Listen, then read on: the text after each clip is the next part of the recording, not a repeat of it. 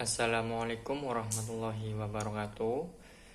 Perkenalkan, nama saya Muhammad Zulfikar dengan NIM 2120005 dari kelas TKMP mahasiswa UIN Kiai Haji Abdurrahman Wahid, Pekalongan, semester 6, Fakultas Tarbiyah dan Ilmu Keguruan.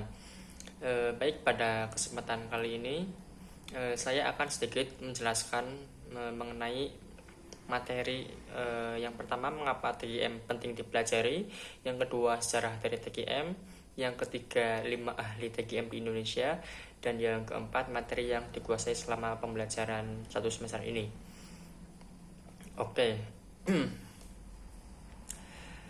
Yang pertama itu, mengapa TKM penting dipelajari. Dari pengertiannya tersendiri, TQM atau Total Quality Management merupakan suatu pendekatan manajemen yang bertujuan untuk meningkatkan kualitas produk atau layanan dengan melibatkan seluruh elemen organisasi dalam usaha untuk mencapai kepuasan pelanggan dan kesuksesan jangka panjang. Ya, itulah pengertian sendiri dari TQM tersebut. Yang kedua, mengapa TQM itu penting dipelajari?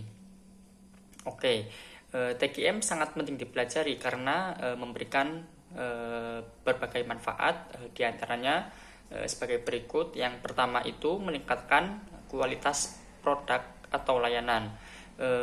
Maksudnya yaitu dengan menerapkan prinsip TKM, perusahaan dapat memastikan bahwa produk atau layanan yang dihasilkan berkualitas tinggi, bebas dari cacat, dan memenuhi standar yang ditetapkan atau SNI. Hal ini akan membantu perusahaan untuk mempertahankan atau meningkatkan pasar-pasarnya. Yang kedua, meningkatkan kepuasan pelanggan. TKM bertujuan untuk memenuhi kebutuhan dan harapan pelanggan dengan memberikan produk dan layanan yang berkualitas tinggi. Dengan demikian, TKM dapat meningkatkan kepuasan pelanggan yang pada gilirannya akan membantu perusahaan untuk mempertahankan dan meningkatkan pangsa pasarnya. Terus yang ketiga, meningkatkan efisiensi efektivitas operasi, yaitu dengan menerapkan prinsip TKM, perusahaan dapat meningkatkan efisiensi dan efektivitas operasinya. Hal ini dapat dicapai dengan mengidentifikasi dan menghilangkan aktivitas yang tidak bernilai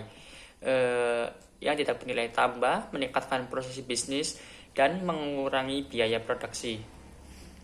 Terus yang keempat, meningkatkan kepercayaan dan reputasi perusahaan. Dengan menerapkan prinsip TKM, perusahaan dapat memperoleh kepercayaan dan reputasi yang baik di mata pelanggan, karyawan, dan masyarakat. Hal ini akan membantu perusahaan untuk mempertahankan dan meningkatkan pangsa pasarnya.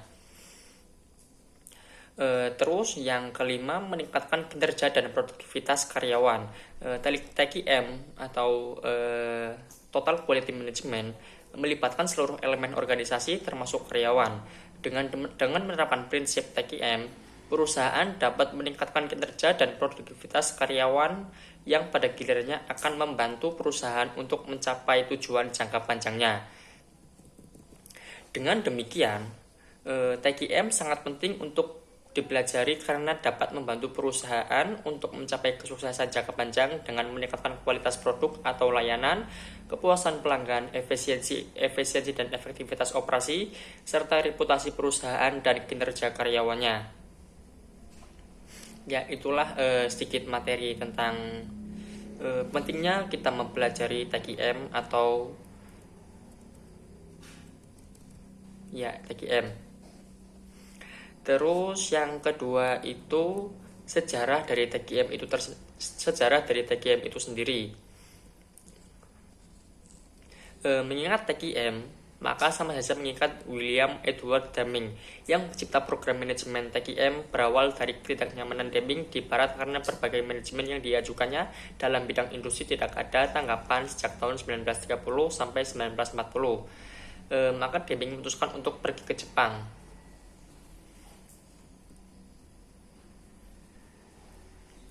Sebelum sampai di Jepang di tahun 1930, Deming memformulasikan idenya ketika melakukan penelitian tentang metode-metode menghilangkan variabilitas dan pemborosan dari proses industri.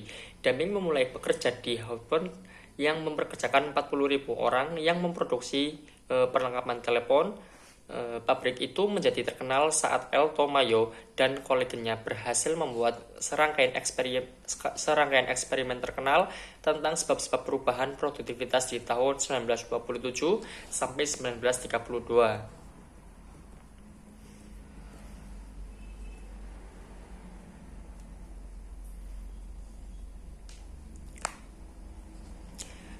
Eksperimen Mayo berawal dari penemuan Hawthorne Effect yang mengakui eksistensi dan pentingnya struktur-struktur informal dalam organisasi-organisasi terhadap hasil produk industri serta terhadap produktivitas dan dampaknya terhadap proyek-proyek kerja. Dari Hawthorne, Denning pindah ke Departemen Pertanian Amerika.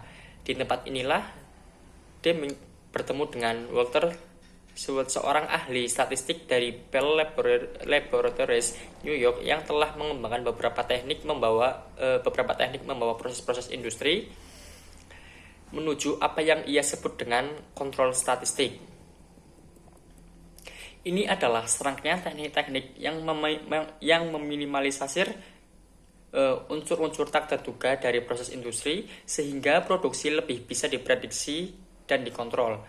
Dalam teknik-teknik ini, tentunya Walter sudah memiliki tujuan, di mana dengan adanya kontrol statistik ini, produksi akan dapat menghilangkan pemborosan biaya dan penundaan waktu. Langkah awal yang dilakukan oleh Deming adalah dengan mengembangkan model kontrol statistik Walter yang sekarang disebut dengan Statistic Process Control atau SPC.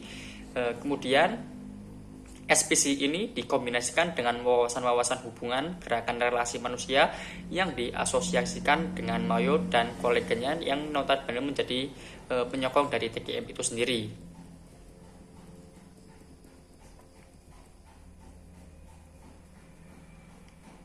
Perjalanan selanjutnya, Deming mengunjungi Jepang untuk melakukan sensus Jepang pasca perang. Perjalanan Deming tersebut terjadi pada tahun 1940. Kesan akan kinerjanya, Japanese Union of English of Science membuat Deming kembali ke negara tersebut di tahun 1950 untuk memperkenalkan dan mengajari aplikasi kontrol proses statistik kepada para karyawan industri di Jepang. Jepang menaruh perhatiannya terhadap merekonstruksi industri Jepang yang rusak akibat perang. Perang yang terjadi antara Amerika dan Jepang mengalami kerusakan yang sangat besar akibat bom yang dijatuhkan oleh Amerika, yaitu bom pada tahun 9 Agustus sampai 9 Agustus dan 14 Agustus, yaitu bom Hiroshima dan Nagasaki. Sehingga industri yang hanya dapat memproduksi barang-barang imitasi yang berkualitas rendah. Dari kondisi yang sulit ini membuat Deming merasa empati dan memberikan solusi kepada Jepang. Deming menganjurkan untuk para pelaku industri Jepang untuk memiliki pemahaman tentang produk berkualitas. Hal ini disampaikan Deming terkait solusi dalam perindustrian Jepang adalah you must carry out customer research, look toward the future, and product code to will stay in business. Dengan keadaan tersebut akan menjadikan Jepang dapat berpikir jauh ke depan terkait dengan kondisi perindustrian Jepang yang harus menjadi penguasa pasar internasional dengan jangka waktu yang paling panjang. Jika saran tersebut dapat dilakukan secara konsisten dan maksimal, maka Jepang akan dapat menjadi pemimpin pasar industri. Joseph Juran dan pakar Amerika berkunjung ke Jepang dalam waktu yang sama di saat Deming mencoba membuka pola pikir pelaku industri di Jepang. Kemudian Jepang mengkombinasikan atas ide dari Deming dan Juran yang mereka sebut dengan total quality control. Mereka mampu melakukan perubahan yang berarti dalam mutu.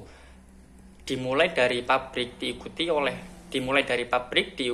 industri-industri jasa dan bank. Selain terdapat perubahan yang baik terhadap mutu, Jepang juga mampu menjadi singa pasar dunia. Selanjutnya, Jepang merupakan negara yang yang membanggakan Deming dan Jurang, karena dengan adanya ide-ide Jepang dapat menghadapi masa sulit dalam perindustrian berbanding terbalik dengan Amerika, bahwa Deming dan Jurang di Amerika sangat tidak diperhatikan. Ide-ide yang mereka berikan tidak dapat diterima oleh pelaku industri Amerika karena penekanan industri Amerika dan bangsa Barat adalah memaksimalkan produksi dan keuntungan.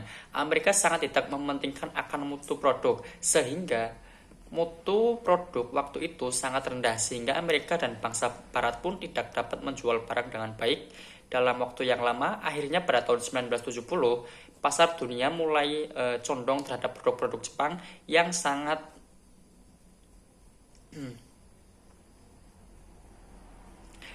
mementingkan mutu dan kebutuhan masyarakat. Mereka mulai bertanya-tanya, apa yang membuat pelanggan lebih cenderung memilih produk Jepang.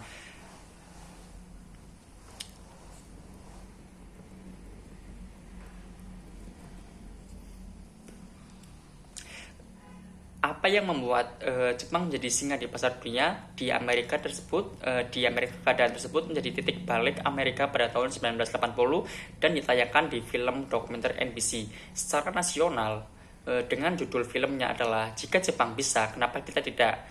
Film dokumenter tersebut menonjolkan Deming dan Juran terhadap kontribusinya di perindustrian Jepang. Sejak saat itu, Deming dan Juran serta pakar mutu lainnya menguasai imajinasi bisnis di Amerika dan Eropa Barat. Meskipun pada realitanya hanya minoritas dan perusahaan Amerika yang melaksanakan TGM. Peter dan Waterman melakukan penelitian terkait unsur-unsur dalam perusahaan unggul di Jepang dan selanjutnya di Amerika. Dalam penelitian mereka menunjukkan bahwa perusahaan yang memiliki hubungan baik dengan pelanggan, maka mereka selalu bersifat kompetitif dan menguntungkan. Jika dapat ditarik kesimpulan bahwasanya perusahaan yang sangat unggul adalah perusahaan yang dekat dengan pelanggan dan tidak dengan memiliki keobsesian meningkat meningkatkan mutu secara terus-menerus. Itulah sedikit secara singkat mengenai TGM. Aduh, ketel banget coy.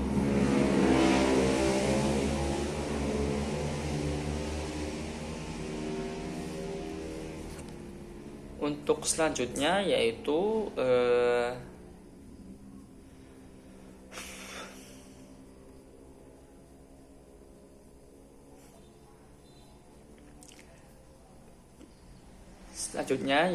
ada beberapa ahli TGM atau 5 ahli TGM yang ada di Indonesia.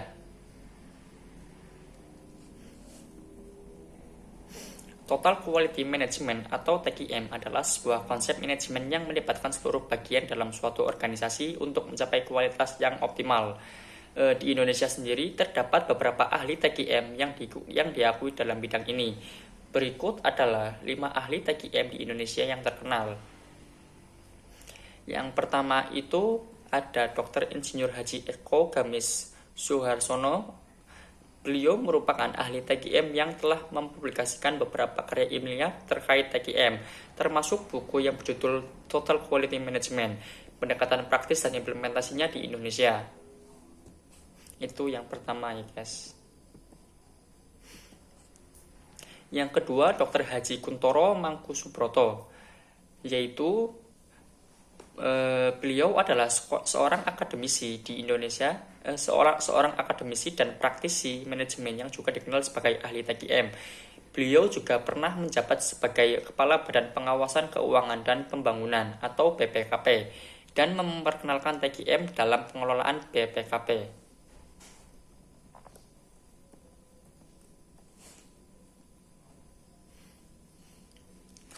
Selanjutnya yaitu Dr. Insinyur Ahmad SKPI. Beliau adalah seorang ahli TQM yang telah mengajar dan melakukan penelitian di berbagai perguruan tinggi di Indonesia. Beliau juga pernah menjabat sebagai Direktur Jenderal Industri Kecil dan mengaruh pada Kementerian Perindustrian. Yang keempat, Dr. Insinyur Heru Suntaso Wahito Nugroho. Beliau adalah seorang dosen di Fakultas Teknik Universitas Indonesia dan aktif sebagai konsultan TKM untuk beberapa perusahaan di Indonesia. Beliau juga memiliki pengalaman dalam mengembangkan sistem manajemen mutu di perusahaan. Dan yang kelima atau yang terakhir, Dr. Insur M. Yusuf Sulfarano Barusman. Beliau adalah seorang akademisi dan konsultan yang berfokus pada TKM dan ISO 9000. Beliau telah melakukan penelitian dan pelatihan tentang TKM dan ISO 9000 di berbagai perusahaan di Indonesia.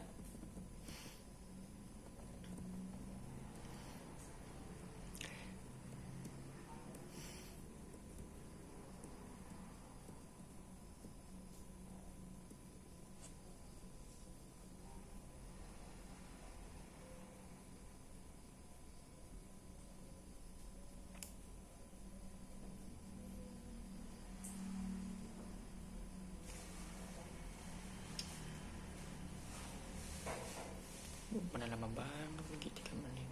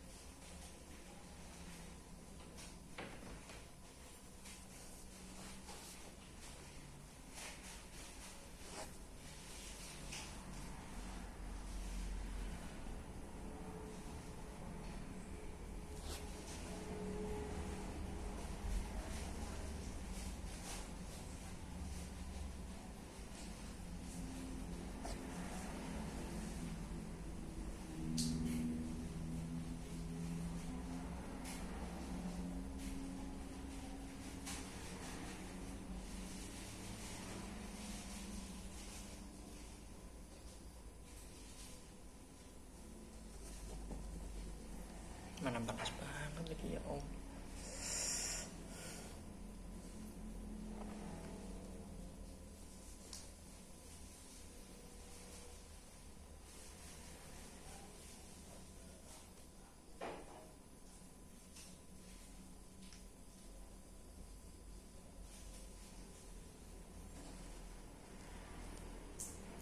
Untuk poin yang terakhir atau yang keempat, yaitu materi yang sudah dikuasai selama pembelajaran selama 1 semester ini, yaitu mata kuliah TKM atau Total Quality Management.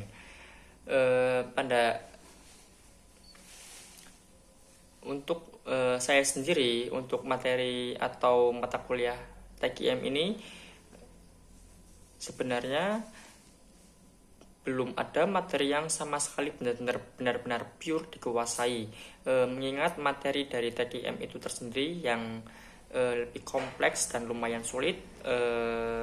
Makanya dari beberapa mahasiswa termasuk saya sendiri agak kesulitan dalam memahami materi TKM tersebut, sebab dari pembelajaran tersebut kita masih jarang atau bahkan masih jarang melakukan kegiatan belajar mengajar secara langsung. Kita itu lebih seringnya berhubung ini bulan puasa ya guys, ini itu pembelajaran dilakukan secara online atau daring. Tetapi berhubung waktu pertemuan kemarin itu jatahnya kelompok 5, yaitu kelompok saya yang presentasi mengenai materi bab pendidikan dan pelatihan MT. Makanya dari presentasi kemarin saya itu agak sedikit mengerti mengenai bab tersebut, karena beberapa materi yang telah saya cari di jurnal-jurnal dan di PDF di buku-buku seperti skripsi dan yang lainnya itu saya mempelajarinya. Makanya dari pelajaran tersebut, yaitu pendidikan dan pelatihan MMT, saya sedikit paham mengenai hal tersebut. Itulah sedikit paparan materi mengenai 4 poin tersebut, yaitu TKM, mengapa TKM penting dipelajari, sejarah TKM, dan 5 ahli TKM di Indonesia. Yang keempat itu materi yang sudah dikuasai. Itulah sedikit materi atau pemaparan materi yang telah saya lakukan. Eh, Ya itulah yang bisa saya sampaikan. Kurang lebihnya mohon maaf. Mohon maaf bila ada salah-salah kata. Cukup sekian. Terima kasih. Wassalamualaikum warahmatullahi wabarakatuh.